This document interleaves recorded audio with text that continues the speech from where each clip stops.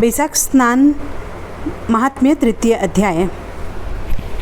बैसाख के समान कोई मास नहीं है, सतयुग के समान कोई युग नहीं है, वेद के समान कोई शास्त्र नहीं है और गंगा जी के समान कोई तीर्थ नहीं है। जैसे संपूर्ण स्त्रियों में पार्वती, तपने वालों में सूर्य, लाभों में आरोग्य लाभ, मनुष्य में ब्राह्मण, पुण्यों में परोपकार, विद्याओं में वेद, मंत्रों में प्रणव, ध्यानों में आत्मचिंतन, तपस्याओं में सत्य एवं स्वधर्म पालन, शुद्धियों में आत्मशुद्धि, दानों में अभयदान तथा गुणों में लोभ का त्याग ही सबसे प्रधान माना गया है, उसी प्रकार सब मासों में बैसाख मास अत्यंत श्रेष्ठ है। जो मनुष्य बैसाख मास में सुंदर चारपाई का दान करता है और उस पर सोए हुए ब्राह्मण को हवा करता है तो संपूर्ण धर्मों के साधन से उसका शरीर निरोग रहता है। वह योगियों में से भी दुर्लभ मोक्ष पद को पाता है। उसके पाप ऐसे जल जाते हैं जैसे अग्नि के स्पर्श से कपूर। उस पलंग पर ब्राह्मण को सोने से जीवन भर से के जाने व अनजाने में किए हुए पाप सब नाश हो जाते हैं।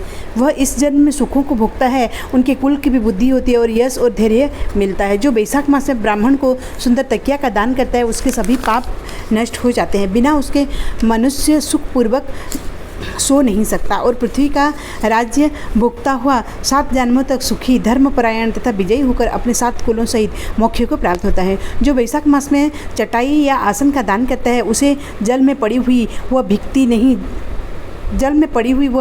जल से अलग रहती है। वैसे ही वह मनुष्य संसार के सब धर्मों से अलग रहता है। चटाई तथा आसन देने वाला पुरुष आसन और शैया पर बैठकर सुख भोगता है। जो कुमकुम का दान करता है वह सार्वभौम राजा होता है। जो जल से भीगी हुई चंपा तथा कुश का दान करता है वह सब पापों से दूर होकर सर्व सुखी, देवताओं की सहायता से मोक्ष प्राप्त करता है। जो मेष संक्रांति में केतकी सुगंधित द्रव्य तथा नारियल का दान करता है वह 7 जन्म तक ब्राह्मण के घर जन्म लेकर 7 कुलों सहित विष्णु को प्राप्त होता है। जो ब्राह्मण के विश्राम के लिए मंडप बनाकर देता है उसका अनंत फल होता है। जो छाया मंडप बनाकर बालू गिरवाकर प्याऊ लगाता है वह भी स्वर्ग की स्वामी होता है।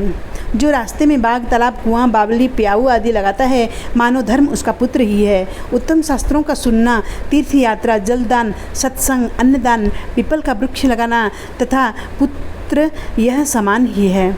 ऐसे संतान देवताओं को भी दुर्लभ है। जिनके संतान न हो उनके इनमें से एक काम अवश्य करना चाहिए। बोलो विष्णु भगवान की जय हो।